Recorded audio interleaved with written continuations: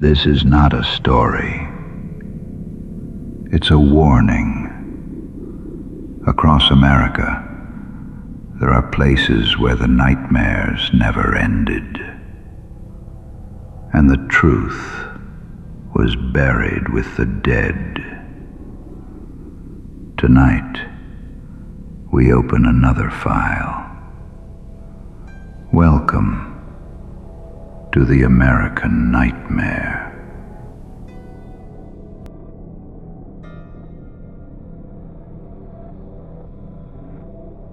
They still talk about Greenvale Township in hushed voices, not because it's dangerous now, but because of the way the nights used to feel.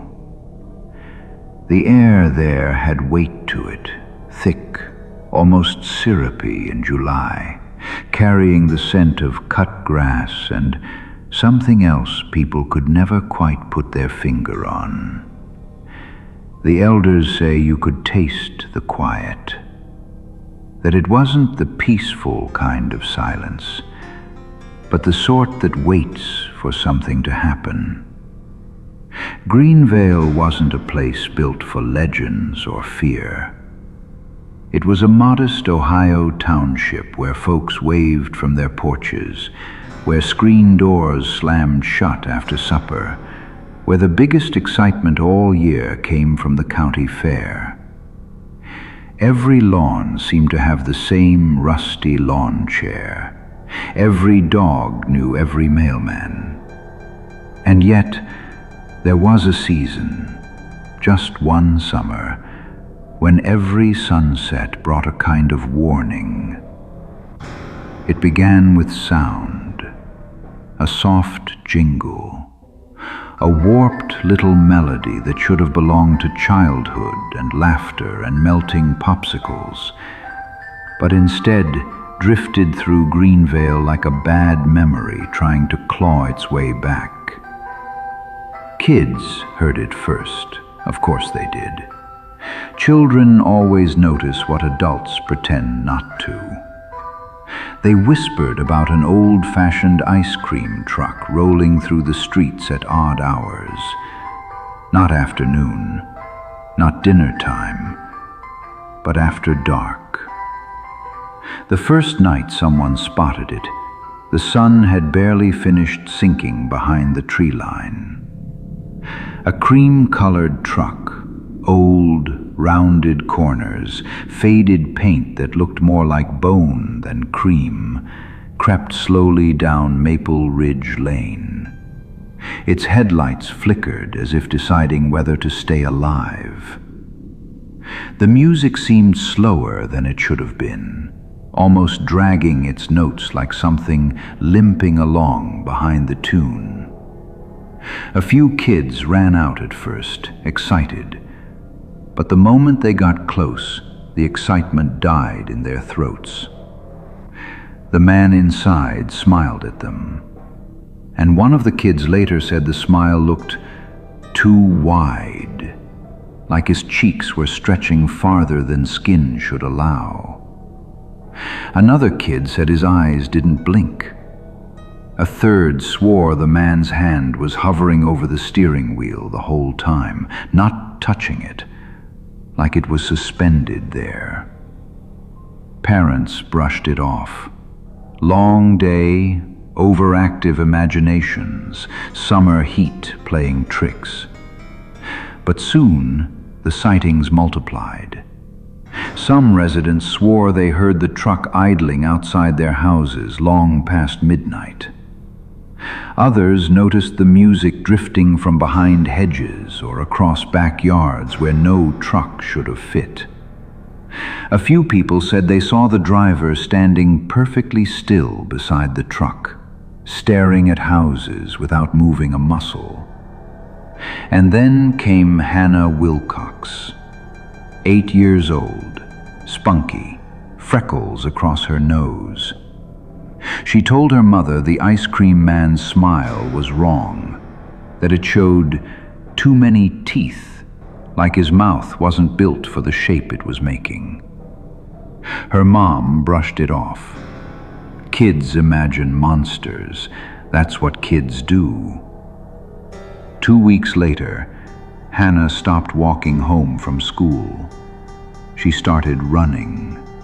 Every day, faster and more frantic, until her teacher called home to ask what she was so scared of. Hannah never answered. She just said, "He keeps following the sidewalks." Neighbors began spotting the truck parked in strange places, half hidden behind the old elm by the Sanderson place, tucked between garages where only a compact car should have fit, coasting slowly past playgrounds when the lights were off and the swings were whispering in the wind. The truck always appeared where children gathered, but adults only ever caught glimpses, just enough to doubt themselves. A silhouette behind the wheel, a white cap unmoving, a hand resting on the window frame at an angle no wrist should bend.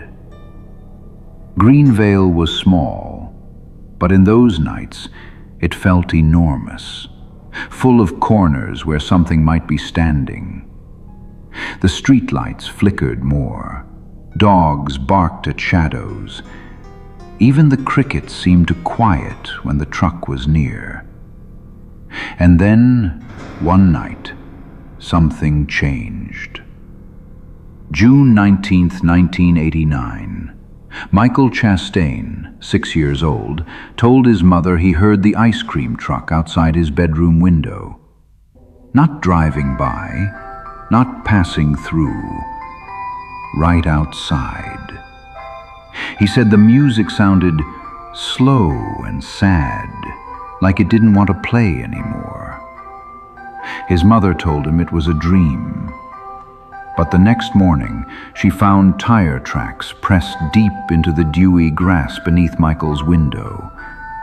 Fresh, heavy, pointed straight toward the woods, as if the truck had crept right up to the house and waited. Greenvale's fear turned into something else that day. Not alarm, not panic, recognition. As though the township itself understood it had been chosen. Have you ever heard an ice cream truck after dark? Not the playful daytime music you hear in parks and cul-de-sacs. I mean, when the street lights have just clicked on, when the neighborhood is too quiet, when there's no reason at all for a truck like that to be wandering. If you have, I hope you weren't alone. Back in Greenvale, windows were locked. Kids weren't allowed out past dusk. Parents walked their children home in groups, and still, the sightings continued. Some nights, people swore they heard the truck circling the block 3, 4, 5 times before finally rolling away. Other times, the music slowed so much that each note sounded like it was being torn apart. And there were more whispers, always from kids. "He doesn't like the light. He only smiles when you're scared. He's picking who he wants." Even now, if you visit Greenvale, the older residents will shut down if you bring up that summer. They'll shift in their chairs, change the subject, say things like, "We don't talk about that." But every once in a while, when age makes their guard slip, you can hear the truth escape in a frail whisper. He didn't pick the kids at random. June 19th wasn't the last sighting, and the tire tracks weren't the last sign. They were only the beginning. Because that summer, Greenvale Township had been marked, and the man in the cream-colored ice cream truck had only just begun.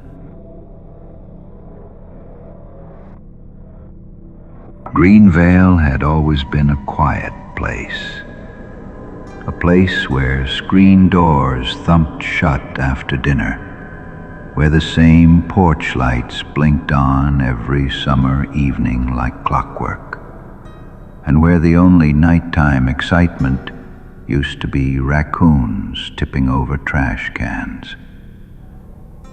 But after that first month, after the sightings, after the tire tracks beneath Michael Chastain's window, every family in Greenvale began sleeping with one ear open. What used to be simple sounds of the night, wind in the trees, a dog barking 2 blocks away, a car rolling down the hill, now carried new weight. People flinched at melodies on commercials.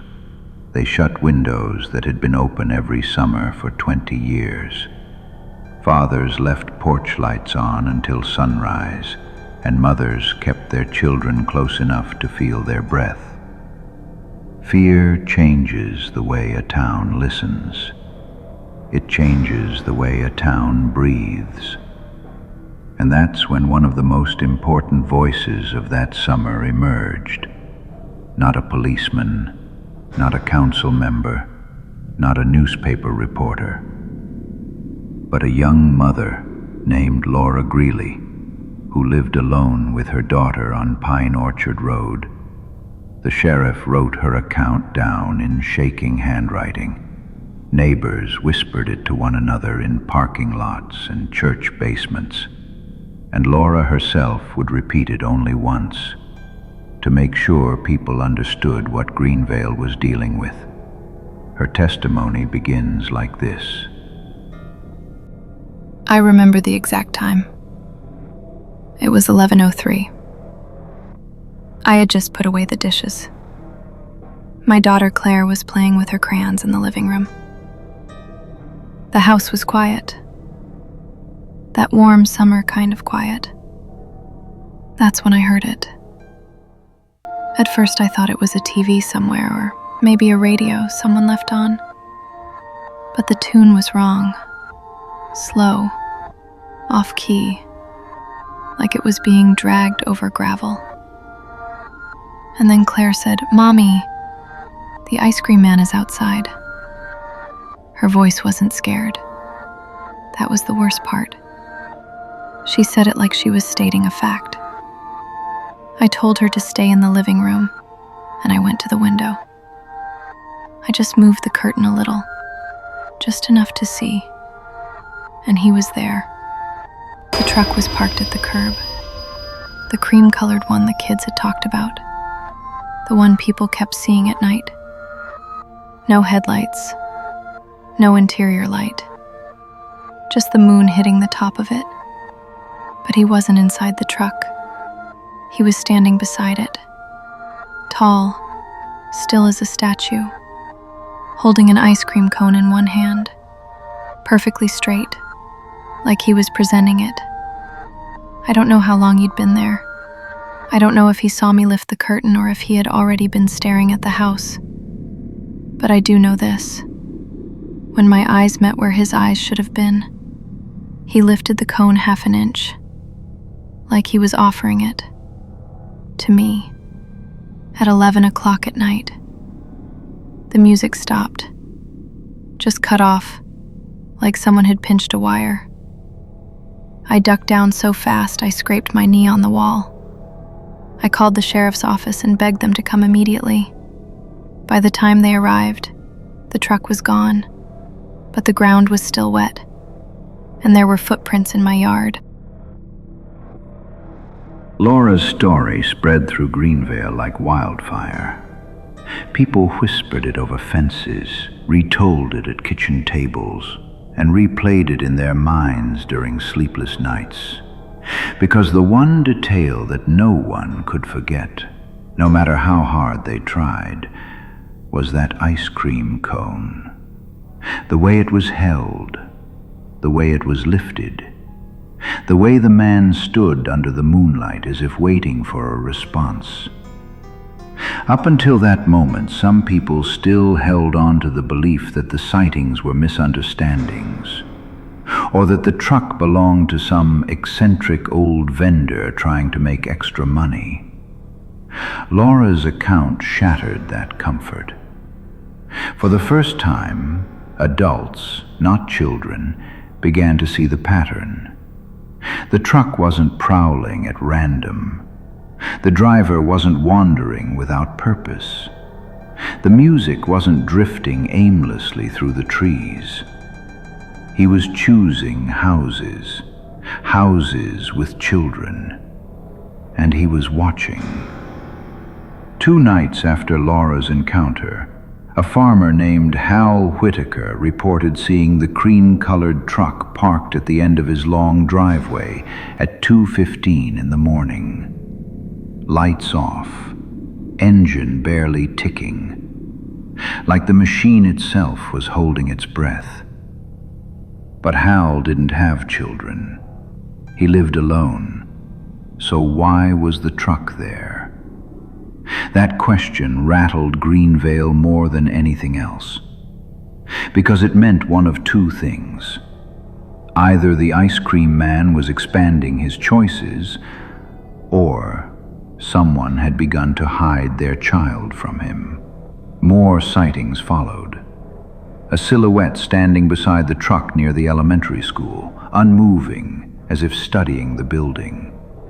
Music drifting through a cul-de-sac where every parent was awake and staring out windows at the same time. A note left inside a mailbox containing nothing but a melted smear of vanilla on paper. Police patrols increased, but the truck always appeared between routes, always in the gaps, always where lights didn't reach.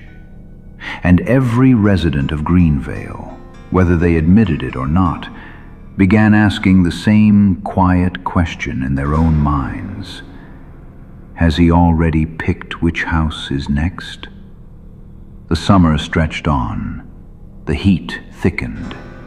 The dread grew heavier. And as July drew to a close, the township started noticing something else. Something tiny, something easy to miss, but something unmistakably deliberate.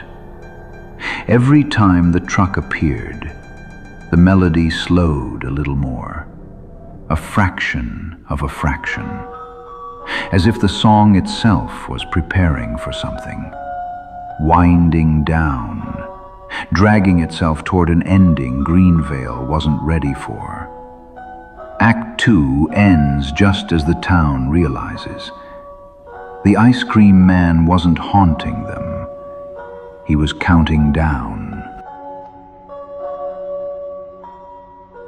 By late July, Greenvale Township had become a place where nobody walked anywhere alone.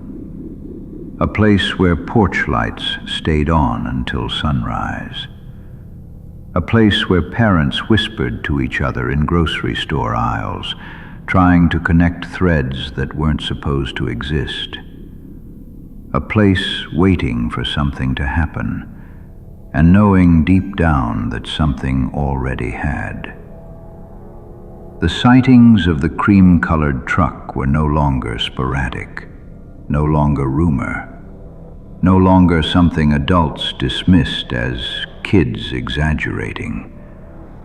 Because one by one, Greenvale's children began to vanish. Not in front of witnesses, not in dramatic scenes of struggle. They simply failed to come home. A boy named Caleb Morrissey was the first, age 9. His bike was found the next morning lying sideways on Sycamore Trail, chain still warm, as if the wheels had spun long after he abandoned it. A week later, the Greenvale Register printed a front-page headline, "Local boy missing. Police search woods. A grainy school photo of Caleb sat beneath it, smiling, frozen in time. 2 days after that came the second. 10-year-old Sierra Mayfield disappears. Community on edge. Another photo. Another child in a bright shirt, hair tied neatly for picture day. Greenvale tried to convince itself these tragedies were unrelated, that disappearances can happen anywhere, that kids sometimes run away, even when the parents swear they wouldn't. But behind closed doors, in panicked late-night conversations, everyone knew. Everyone had heard the music. Everyone had seen the truck. Everyone feared the man whose smile was always too wide, whose face was always too dark to make out, whose cone dripped something that no one could explain. The township was falling apart, and the police couldn't stop it. They got one break, and it was the kind nobody wanted. It happened on August 3rd, just after sundown, at Barker's Gas and Groceries, the only station still open past midnight. The attendant, Jeff Daly, age 42, was known for chatting with customers, leaning on the counter, talking about baseball games and fishing spots with anyone who stopped by. At 12:17 a.m., a customer found him slumped behind the counter, eyes wide open, mouth frozen in a final desperate gasp. No blood, no marks, no struggle, just a face contorted in terror, as if he'd seen something impossible. The only clue the police found was outside, in the glow of the flickering station sign. A blood-red ice cream cone lying upside down on the pavement. The newspaper headline hit the streets at dawn. Greenvale gas station attendant found dead. Strange circumstances. People didn't need to read past the first sentence. They knew. Greenvale knew. The ice cream man had claimed his first adult. Laura stayed up every night after her own encounter, sleeping in hour-long increments, jumping at every sound. She kept her daughter away from the windows, away from the yard, away from everything. She tried to convince herself that if she stayed vigilant, if she watched, if she stayed awake long enough, she could protect her home. But the worst horrors don't come from things you see. They come from things you hear. 3 nights after the gas station death, Laura awoke at 2:11 a.m.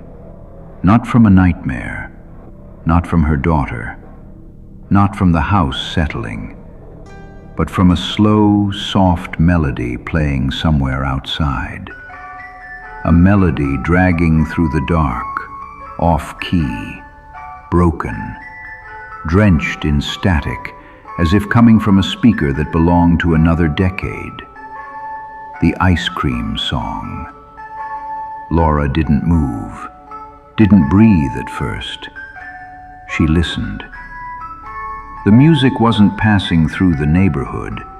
It was stopped, right outside her house. She whispered her daughter's name softly, reached for her hand and pulled her close without ever taking her eyes off the bedroom door. The music played on, and then gently faded. Not like someone driving away, like someone turning it off. Footsteps crunched outside, slow, measured. Laura couldn't see him, couldn't tell where he was, but she felt it. That pressure in the air that only exists when someone stands on the other side of a wall, listening. waiting. Minutes passed. Hours felt like they stretched. Then, without warning, 3 soft knocks. Not on the door, not on the siding, but on the window. Laura held her daughter tight until sunrise. By the end of summer, 13 families moved out of Greenvale. 5 houses were boarded up. 2 more stood for sale well into the fall, no one willing to take the risk. The truck was seen less often after the leaves began to change. But residents still swear they hear the melody drift through the streets on odd nights when the wind is low and the sky is clear. Caleb and Sierra were never found. The gas station was gutted and rebuilt. New owners, new lights, new paint. But if you visit Barker's after dark, and the parking lot is empty, and the night feels too still, some locals claim you can still see the faint silhouette of a man in a white cap standing near the pumps, holding something that drips slowly onto the concrete. A cone, blood red. And they say, if you ever hear the ice cream song after sundown in Greenvale, don't look out the window. Don't open the curtains. Don't check the driveway. Because he only needs you to look once, just once, to know exactly which house to visit next. Thank you for joining us this evening. If you enjoyed tonight's story, be sure to subscribe to American Nightmare and tune in next week for another nightmare, when a commercial red-eye flight lands in International Falls, Minnesota at 2:15 a.m. There was no pilot, and there were no passengers, except for one, and he was dead.